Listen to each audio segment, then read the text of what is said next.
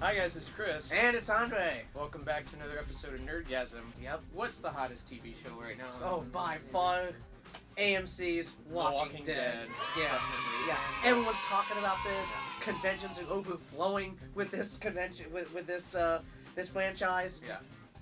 There's no stopping it. It's hot. Gosh.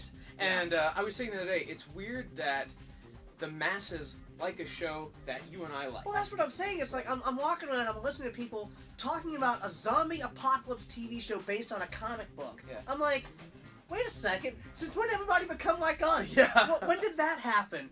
And McFarlane, Todd McFarlane himself, owner and CEO of McFarlane Toys, has jumped on the bandwagon too. They're on Series 3 of the Walking Dead figures now. And we have some of the new figures. Now, when Series 1 came out, I was kind of skeptical about these. Series 1 and 2, I Yeah. mean, I was, like you said, skeptical about it. I mean, the sculpts were not very practical for what you want to do with them. Yeah. I mean, they were kind of phased in some sort of a squatty position, Yeah. or if they weren't holding a weapon, they looked kind of dumb. Yeah.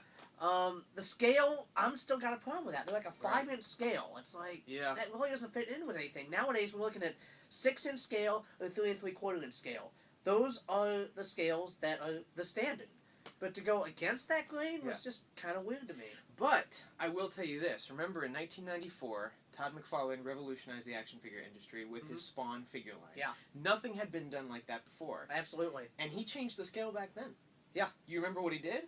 He made them big. He did. He made them He like did. 6-inch scale, essentially. Because some to that even point, a tad more than the 6-inch scale. Yeah, he actually did that. Up to that point, it was 3 3/4. You know, Star Wars and all that. Yeah. And the detail hadn't been there before. Right. The sculpting and the paint apps. He used the 4 Horsemen. Those were the first major gigs those guys had. And he revolutionized the action figure world. And I think he's kind of doing it again. Absolutely. He got it right this time. These are good. He got it right. The sculpt, the articulation. Yeah. Granted, it's still at that weird scale. Yeah. But I can overlook that if you give me a good figure that can be posed, that can be played with, that looks good. Right. That's what I want in my toys. Yeah. And so we have Michonne here. This is the first figure we're looking at today. Again, she comes with a sword. She has a removable poncho. Articulation. The sculpting's really good. And we're actually going to take her out of the package, too, in a second. Alright, well, let's see what There she's she got is. Let's here. take off the poncho. There's there we the go. removable poncho. It's made of rubber. So it's nicely textured, nicely detailed. And take a look at that. here we have, she has a scabbard for her samurai sword. Yeah. And let's see, how well does it fit? Perfect. Pretty good. Perfect fit. Look at that. Okay. Look at that. The articulation in this is far superior to even definitely the Shane figure from Series 2, because he's like phased in a position he's like squatted over like he's shooting a gun. Because now on the face sculpts for these, they're definitely using that scanning, the computer scanning. If you technology. watched Talking Dead, you actually see them do it to Michael Rooker. That's right. Yeah. So detailed. This is an awesome Look at figure. the paint on that. I mean, it's got the grunge all over it. Yeah. Wow. The face sculpt. Jeez, it looks amazing. Wow. Again, all these figures are available at, we've only seen them at Toys R Us and hobby shops. Toys R Us, if you find them at Toys R Us, they're about $15.99 to $16.99. Right. If you find them at hobby shop, they're going to be $19.99. Michonne is also available in a black and white 3-pack version with her pets. Correct.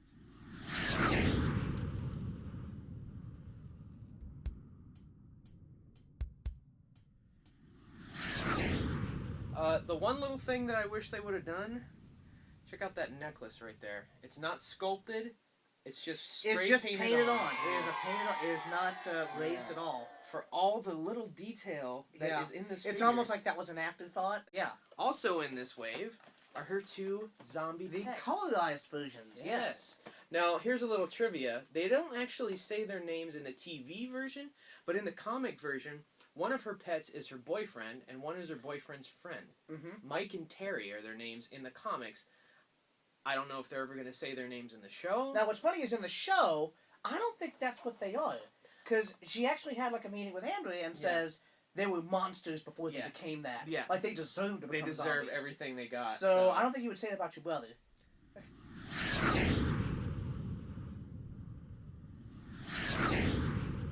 this helps with my Walking Dead addiction, having these toys. You gotta have your Walking Dead fix. I mean, I'm reading those compendiums. Right. That's getting me through it. Yeah. Collecting the toys, and of course going to conventions. To meet them. Alright, this is really good. Now, I'm noting that these are definitely not as articulated as Michonne. They're not. They don't need to be, but... Yeah. It's a nice tight fit. So they do plug into the stands quite nicely. But this real chain... I love that detail.